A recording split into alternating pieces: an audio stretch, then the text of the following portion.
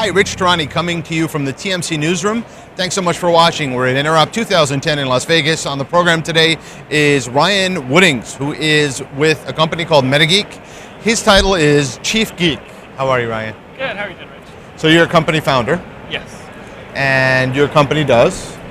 We make the Wi-Spy. It's a small tool for helping IT guys troubleshoot wireless networks. It's basically a spectrum analyzer. And what it does is we have a little hardware piece that has a USB flash drive that you plug in, and then it scans the wireless wave. And that's it right there, That's right? it right there. Just a nice little guy. So you can throw it in your bag, keep it with you all the time. And there are software graphs of different signals. And so you can see signals from Wi-Fi, but also from like cordless phones, microwave ovens, security cameras, all the other things that can be causing your Wi-Fi networks problems that you wouldn't necessarily see with other tools. And once you see those different signals, what can you do then at that point? Our brand new software that we're coming out with, Challenger Pro, actually helps to classify the signals. So we can identify saying, oh, that's a wireless transmitter, oh, that's Wi-Fi.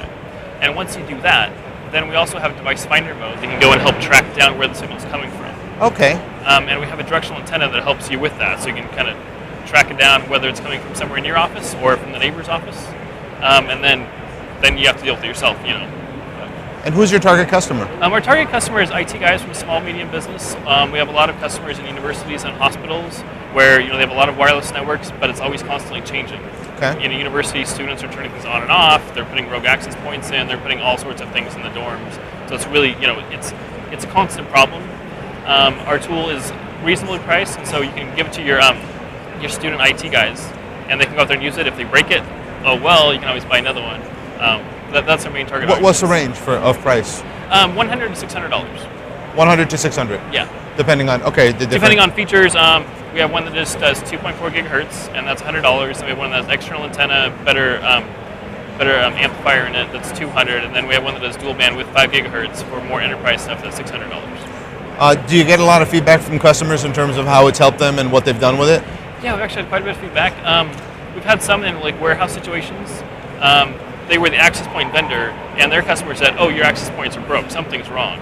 And the vendor's like, no, I think it's interference. And so they came in with Wi-Spy, and they sat there and watched. And when the warehouse next door, the office next door, went on shift, on break, the 10 microwave ovens in their break room all lit up, just took down the entire network. And then it was that way for 15 minutes, and then they go back on. Sure. And it's quiet again for like 45 minutes. I've had that problem in my house in the past. The next shift comes off. And so it's this constant problem. And so the access point vendor was able to say, it's not our access points. You're using 2.4 gigahertz, and with all these microwaves next door, it's not going to work. So let's switch up to 5 gigahertz, and the problem went away.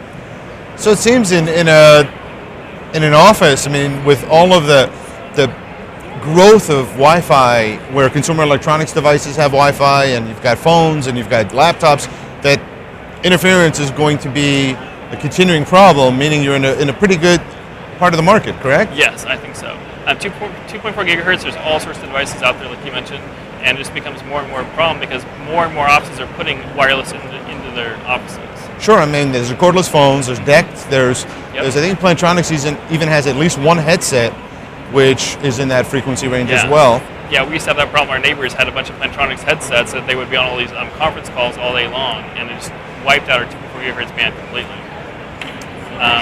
So there's a lot of people out there that are in need of a tool like this, and so we try to help them just to make a nice, easy tool to help troubleshoot their networks and keep their networks up and running.